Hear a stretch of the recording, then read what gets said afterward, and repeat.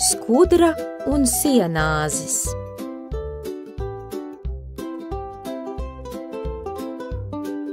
Vasarā silta saule apspīdēja pļavu, ziedi smaržoja un putni dziedāja.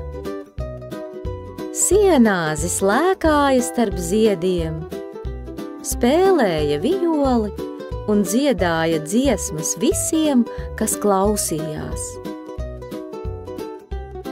Ak, skudriņ, kāpēc tu tā steidzies? Viņš sauca, kad redzēja skudru nesam smaguma pilnu graudu maisiņu. Vasara taču ir, laiks priecāties! Skudra nopurināja pieri un atbildēja. Es priecāšos ziemā, kad mājās būs silti un būs ko ēst. Tagad ir jāvāc barība.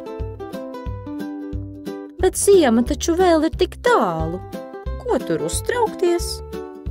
Sienāzis tikai pasmējās un turpināja dziedāt. Pagāja mēneši. Pienāca ziema. Zeme pārklājās ar sniegu, vējš svilpoja ledainus pūtienus. Sienāzis, drebēdams brida pa sniegoto lauku, sarāvies čokurā kā maza lapiņa. Viņš meklēja ēdienu, bet visur bija tikai sniegs. Tikmēr skudra sēdēja savā mājīgajā mājā zem zemes. Tur bija silti un plaukti pilni ar graudiem, ogām un ziemas krājumiem. Kādu vakaru viņa izdzirdēja klauvējienu pie durvīm.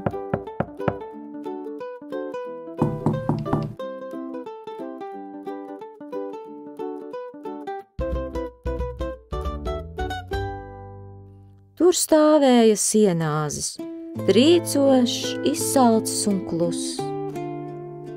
Skudriņ, vai tev būtu mazliet ēdiena? Es visu vasaru dziedāju un nedomāju par ziemu. Skudra brīdi paklusēja. Redzi, es tev vasarā teicu, ka ir labi padomāt uz priekšu. Viņa atcerējās, cik smagi bija strādājusi, bet tad paskatījās uz sienāzi un viņas sirdī iekrita silta doma.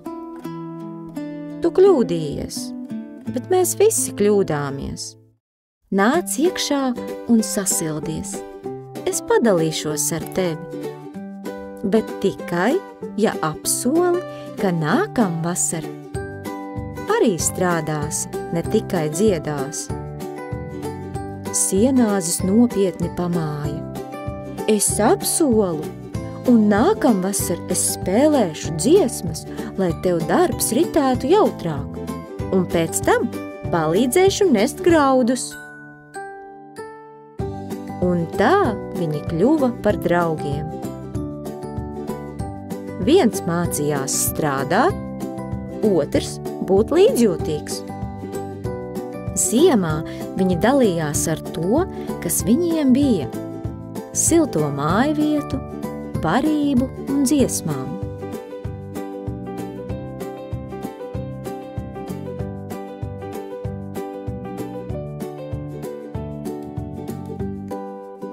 Dari darbiņus laikus, lai ziemā būtu silti un droši.